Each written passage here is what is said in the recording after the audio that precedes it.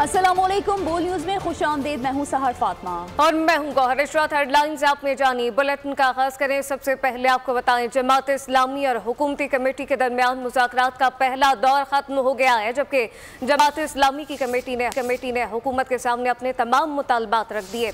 मुज़ाकरात commissioner Rawalpindi के दफ्तर में हुए, जिसमें हुकूमती कमेटी में वज़ीर इत्तलात अता तारर और अमीर मकाम समेत दीगर शरीक हुए, जबकि जमात इस्लामी की कमेटी की क़यादत लियाकत बलूच कर रहे थे।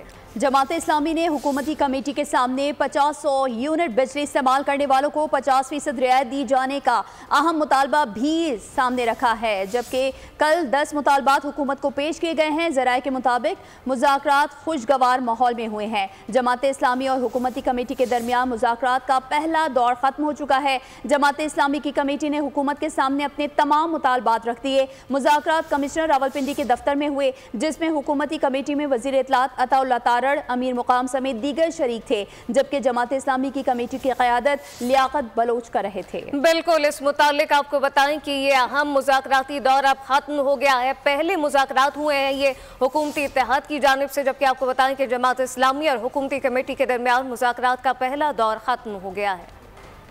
और अब ये जानिए, हुकूमत संजीदगी से काम करे तो पाकिस्तान के अवाम को रिलीफ मिल सकता है। जमात इस्लामी की मुज़ाकराती कमेटी के सरबराह लियाकत बलोच का हुकूमत से मुज़ाकरात के बाद मीडिया से गुफ्तगू।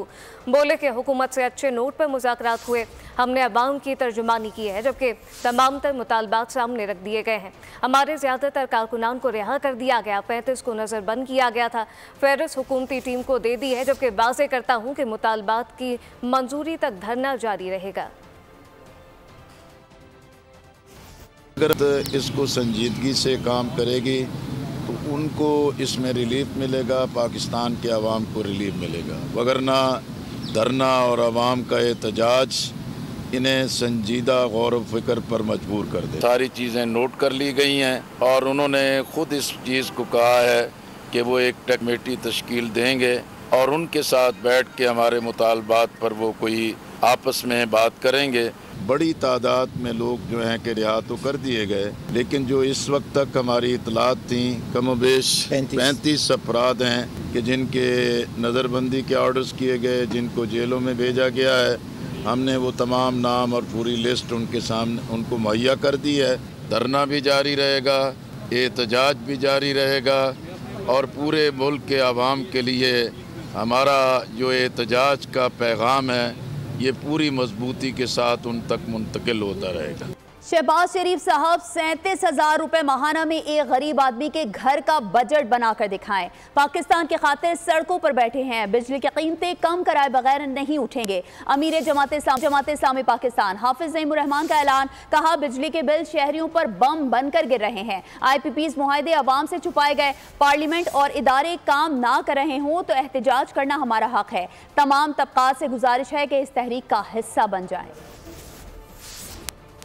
कि अपने घर बार को, बीवी बच्चों को छोड़कर लोग सड़कों पर आकर बैठ जाएं, लेकिन जब हुक्मरान तबका हमारे लिए सारे रास्ते बंद कर दे तो जाहिर सी बात है कि फिर इसके अलावा कोई रास्ता नहीं है कि पुरअमन सियासी मुज़ाहमत की जाए। मामला सिर्फ ये भी नहीं है कि इसमें कोई जमात इस्लामी का या जमात इस्लामी के लोगों का कोई प्रॉब्लम है। ये तो बिजली के बिल बम बनकर जो गिर रहे हैं हर घर का मसला है। गरीबों का तो जीना इन्होंने दुभर कर दिया है। इन्होंने मिनिमम वेज 37,000 रुपये रखी है। शहबाज शरीफ साहब कभी कौम को बताएं तो सही, एक सबसे गरीब आदमी उसका एक बजट बना के इन्होंने दिखा दें कि वो 37,000 में कैसे गुजारा करेगा। और इसमें अभी हमने जो अपना एजेंडा बनाया है उसमें बुनियादी मुतालबात हमने पेश कर दिए हैं। उसका खुलासा ये है कि बिजली की कीमतों में हर सूरत में हमें कमी चाहिए।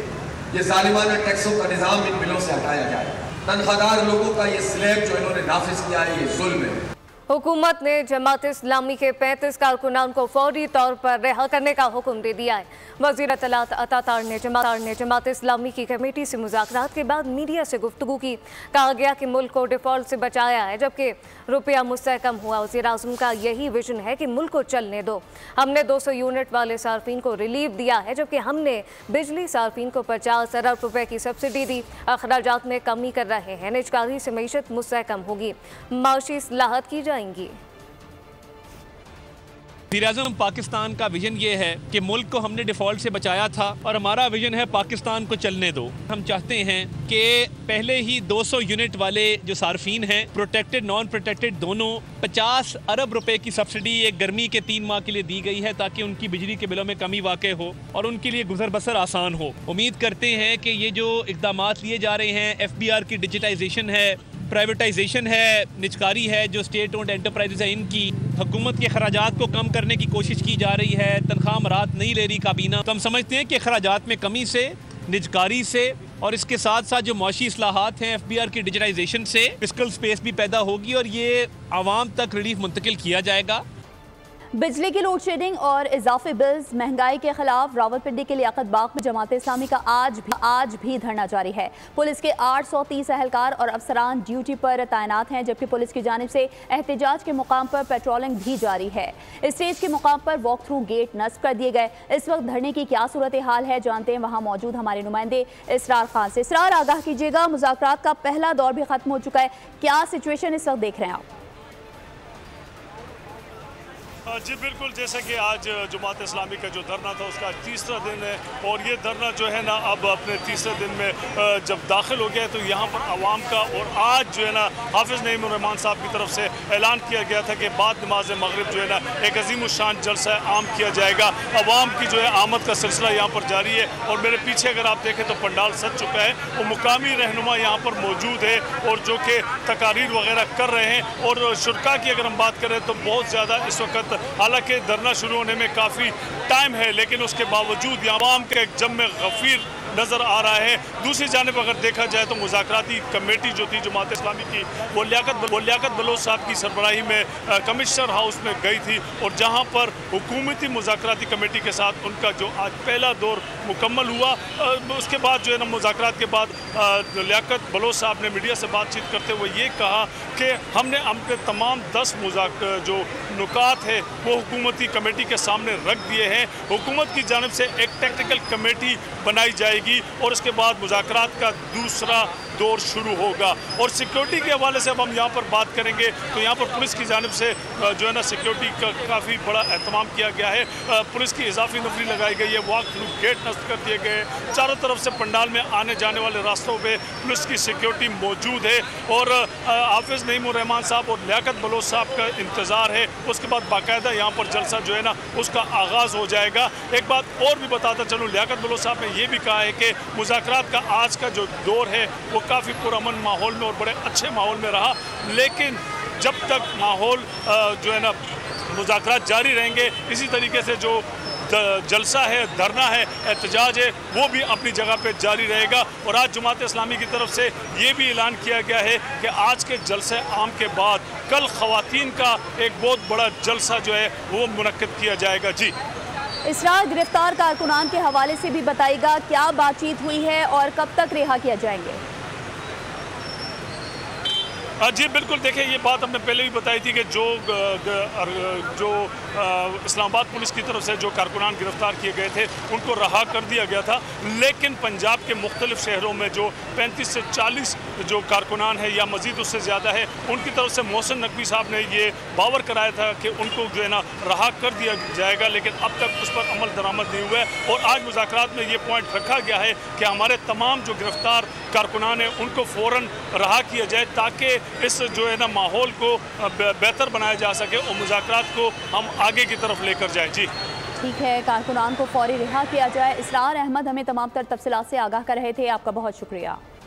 और अब खबर यह है कि इस्लामाबाद में प्रेस कॉन्फ्रेंस के दौरान पीटीआई रहनुमा उमर अयूब ने इल्ज़ाम आयद करते हुए कहा कि फॉर्म 45 से कायम होने वाली हुकूमत फौज और अवाम को आपस में लड़वाना चाहती है, जिसका नुकसान पाकिस्तान को हो रहा है। 90% अवाम पीटीआई के साथ हैं। मौजूदा सेटअप गैर आइनी और गैर कानूनी है। ये भी कह दिया कि कल मुश्तरका पार्टी इजलास के बाद अगले लाहेमल का ऐलान होगा। प्रेस कॉन्फ्रेंस से ख़त्म में असद कैसर का कहना था कि हमारे लोगों के खिलाफ बड़ा क्रैकडाउन जारी है। सुप्रीम कोर्ट अपने फैसले पर अमल दरामद न होने पर सुमो टोले। असद कैसर का मजीद कहना था कि 5 अगस्त को बानी पीटीआई की गिरफ्तारी का दिन है। इस दिन मुल्क भर में जलसे और मुजाहरे होंगे। जो इस वक्त चल रही है फॉर्म 47 की, इनकी टोटल कोशिश ये है कि फौज और अवाम आमने सामने हो और ये नुकसान पाकिस्तान को होगा। 90% अवाम पाकिस्तान की वजीर आजम इमरान खान साहब के साथ खड़ी है और पाकिस्तान तहरीक इंसाफ के साथ खड़ी है। एक सेटअप जो इस वक्त चल रहा है ये गैर आईनी गैर कानूनी है और मैं यहाँ पे ये भी कहता चलूं कि कल के दिन हम लोग अपना इजलास करेंगे और पार्लियामेंटेरियंस ये चीज इस चीज को डिसाइड करेंगे कि अगला लाए अमल हमारा क्या होगा। हम मुतालबा करते हैं कि जो क्रैकडाउन है, नाजायज पर्चे हैं और गिरफ्तारी है, इसको खत्म करे। हम सबसे पहले सुप्रीम कोर्ट से मुतालबा करते हैं कि सुमोटो एक्शन ले। 5 अगस्त को हम 2 इशूज पे इंशाल्लाह पूरी मुल्क में बड़े बड़े जलसे और मुजाहिरे करेंगे। एक तो 5 अगस्त को इमरान खान की गिरफ्तारी का दिन है, तो पूरी पाकिस्तानियों से अपील है कि महंगाई के खिलाफ और कैदियों और इमरान खान की जिस दिन उसको जेल में भेज दिया उसके खिलाफ 5 अगस्त को भरपूर मुजाहिरे होंगे। जो IPPs के साथ एग्रीमेंट है इसको रिविजिट की जाए। दूसरी जानिब अवाम पाकिस्तान पार्टी के रहनुमा मिफ्ता इस्माइल की के इलेक्ट्रिक पर कड़ी तनकीद। कहा कि इलेक्ट्रिक वालों ओवर बिलिंग कम करो, रेट बढ़ाने के लिए हर 15 दिन बाद नेपरा पहुंच जाते हो। कराची में के इलेक्ट्रिक के हेड ऑफिस के बाहर मुजाहरे से खिताब करते हुए मिफ्ता इस्माइल ने कहा कि के इलेक्ट्रिक के खिलाफ पटिशन दायर करने जा रहा हूं। 2015 से लेकर आज तक बिजली की कीमत में 350% इजाफा हुआ, लेकिन उस दौरान तनख्वाह से दें। वालों से कह रहा हूँ कि इलेक्ट्रिक वालों ओवर बिलिंग बंद कर दो। तुम लोग, मुझे पता है तुम लोग रेट नहीं सेट करते, नेपरा सेट करता है, लेकिन हर 15 दिन बाद आप नेपरा पहुंच जाते हैं कि हमारा 5 रुपए बढ़ाओ। थोड़ी सी अपनी जो कोताहियां हैं वो तो हमारे ऊपर ना ला दो। आप जो है वो ट्रांसमिशन डिस्ट्रीब्यूशन के अंदर लॉसेज आप नेपरा से 7% ज्यादा करते हैं। 10% लोग आपको बिल नहीं देते, आप उनको पैसे कैसे नहीं देते आपको, लेकिन आप उसको बिजली दे रहे हैं। हम में से अगर कोई एक दिन भी लेट होता है तो आप लेट पेमेंट सरचार्ज लगाते हैं। आपको कोई कहता है कि हमसे किस्तें ले लो, आप किस्तें नहीं लेती। आपका तो आमराना और जाबराना वो होता है बिहेवियर के इलेक्ट्रिक का भी और तमाम डिस्कोस का पाकिस्तान भर में जो लोगों के साथ होता है। अगर टैक्स आमदन बढ़ाना है तो हुकूमत को सहूलियात भी देना होंगी। वफाकी ज़ेर ख़जाना मोहम्मद औरंगज़ेब का हुकूमत को मशवरा कहा कि अवाम को सहूलियात दिए बगैर टैक्स आमदन में इजाफा नामुमकिन है। IMF से आखिरी प्रोग्राम लेंगे, राइट साइजिंग पर अमल दरामद का वक्त आ गया। that we had over the last 2 weeks, IMF की जो डिस्कशन है उसको उन्होंने बहुत सराहा और उन्होंने कहा कि this was an important element in terms of the discussions as we go forward because this is an agreement that we support और आपको जैसे मालूम है कि China has been a long-standing friend और जो अभी आगे IMF की बोर्ड अप्रूवल भी होगी उसमें भी उन्होंने कहा कि इसको वो बिल्कुल सपोर्ट करेंगे कि अगर हम ये चाहते हैं and that's what this administration is all about कि this is going to be इंशाल्लाह the last IMF programme then we have to have a road to market. और देखें this is all step in the right direction. कोई चीज़ magic wand नहीं है कि सुबह ये हो जाएगा और कल शाम को ये हो जाएगा, but if you don't start moving in this direction उस वक्त तक ये फिर बड़ा मसला हो जाएगा। कोई मदरसा दहशतगर्दी में मुलविस है तो सबूत दें। मदारिस हुकूमत की दी गई गाइडलाइंस पर अमल कर रहे हैं। चेयरमैन पाकिस्तान उलमा काउंसिल हाफिज ताहिर अशरफी कहते हैं 85 से 90% मदारिस अपना ऑडिट कराते हैं। SPR ने जो प्रेस कॉन्फ्रेंस की है उन्होंने जो उसमें 15,000 मदारस की बात की, मैं समझता हूं कि नेक्टा की जो मालूमात है उनमें बेहतरी लाने की जरूरत है। माजी में भी कहते रहे हैं और आज एक बार फिर कहना चाहते हैं कि अगर कोई मस्जिद मदरसा से मुत्तसिल दहशतगर्दी में मुलव्वस है, इंतहा पसंदी में मुलव्वस है, शवाहिद पेश कीजिए, हम आपके साथ जाकर उसको ताला लगा देंगे। 5 अगस्त को पूरे मुल्क के अंदर यौम इस्तेहसाल कश्मीर मनाया जाएगा। अगर पाकिस्तान मजबूत होगा तो कश्मीरी भी मजबूत होंगे, पाकिस्तान मजबूत होगा तो फलस्तीनियों की भी बात होगी। आज सऊदी अरब के बाद सबसे ज्यादा इमदाद देने वाला फलस्तीनियों को भेजने वाला मुल्क पाकिस्तान है। जानिए, पाकिस्तान इंजीनियरिंग काउंसिल के इलेक्शन 18 अगस्त को होंगे। उम्मीदवार बराबर वाइस चेयरमैन इंजीनियर मुजाहिद परवेज छट्टा ने यूनिवर्सिटी ऑफ साउथ एशिया का दौरा किया।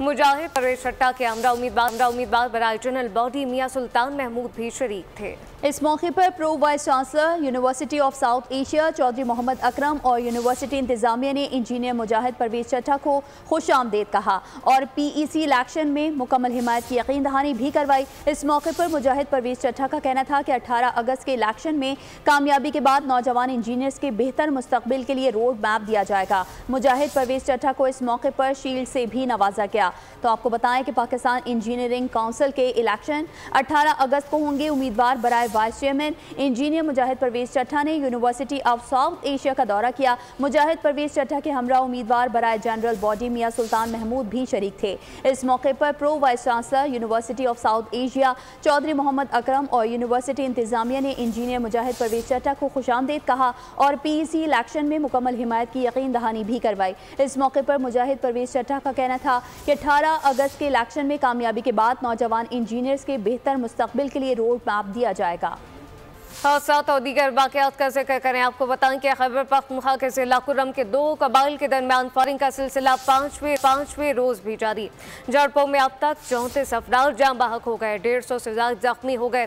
पुलिस के मुताबिक फरीकैन में ज़मीन के तनाज़े पर तसादुम शुरू हुआ, जिसके बाद मुख्तलिफ इलाकों में झड़पें शुरू हो गईं। ज़रा का कहना है कि पारा चनार और सदा शहर पर भी मुतादिद मिसाइल फायर किए गए, जबकि मुतासरा इलाकों में पुलिस और सिक्योरिटी फोर्सेज की भारी नफरी मौके पर मौजूद है। रुकन कौमी असम्बली इंजीनियर हमीद हुसैन का कहना है कि अस्पताल और मार्केट में अद्वियात खत्म हो गई। मेंबर सूबाई असम्बली अली हादी इरफानी ने मुतालबा किया कि हुकूमत फायरबंदी के लिए फौरी इक़दाम कराए। खबर शामिल करेंगे कसूर से, जहां मिट्टी के टीले पर 100 फीट से ज़ायद ऊंचाई पर वाक़े बाबा शाह कमाल चिश्ती के सालाना 3 रोज़ा उर्स मुबारक का आज आखिरी रोज़ है। मज़ीद तफसीलात जानते हैं नुमाइंदा बोल न्यूज़ आरिफ महमूद गोंदल से। जी आरिफ बताइए। बिल्कुल, कसूर में हज़रत बाबा शाह कमाल रहमतुल्लाह अलैह के 3 रोज़ा उर्स की तकरीबात जारी हैं। तकरीबात का आज आखिरी रोज़ है। दूर दराज से ज़ाहिरीन जो है वो आ रहे हैं और नजराना अकीदत पेश कर रहे हैं। अगर आपको यहाँ में ख़ास बात ये बताता चलूँ कि ये दरबार शरीफ जो टीले के ऊपर मौजूद है इस दरबार शरीफ पर नजराना अकीदत पेश करने के लिए तकरीबन 103 सीढ़ियाँ चढ़ कर जाना पड़ता है। अगर इनके ख़ानदान की बात की जाए तो इनका जो तल्लक है वो चिश्तिया ख़ानदान हज़रत बाबा फरीद गंजो शकर रहमतुल्लाह अलैह से है। और अगर इस चिश्तिया ख़ानदान के सिलसिले की बात की जाए तो खलीफा दोम हज़रत उमर फ़ारूक रज़ी अल्लाह ताला अन्हु से जाकर मिलता है। अगर सिक्योरिटी के हवाले से बात की जाए तो सख्त सिक्योरिटी के इंतजाम किए गए हैं, वॉक थ्रू गेट लगाया गया है। अगर लंगर की बात की जाए तो वसी लंगर का इंतज़ाम किया गया है, पानी की सबीलें लगाई गई हैं। और अगर मौसम की बात की जाए तो जो काफ़ी दिनों के से गर्मी और हबस की कसूर में आज सुबह से हल्की फुल्की बारिश होने की वजह से वो गर्मी का जोर टूट चुका है और जो है वो मौसम है वो खुशगवार है और छुट्टी का दिन भी है। इसलिए जो है नजराना अकीदत पेश करने के लिए ज़्यादा से ज़्यादा जो लोग हैं वो दरबार शरीफ पर आ रहे हैं। जी अरे बहुत शुक्रिया। ग़ज़ा की सूरत हाल का जिक्र करें। आपको बताएं कि ग़ज़ा में इसराइली बर्बरियत थम ना सकी। स्कूल पर फ़िज़ाई हमले में ख़वातीन और बच्चों समेत 30 अफराद शहीद हो गए। काबिज़ फ़ौज की जानिब से ज़ख्मियों को ले जाने वाली एम्बुलेंसेस को भी निशाना बनाया गया है, जबकि 7 अक्टूबर से जारी जंग में शोहदा की मजमूई तादाद 39,300 से तजावुज़ कर गई है। हिज़्बुल्लाह के मुतनाज़ा इलाके गोलान में रॉकेट हमले में 12 इसराइलियों की हलाकत के बाद सहूनी फ़ौज ने जनूबी लबनान पर ताबड़तोड़ हमले शुरू कर दिए।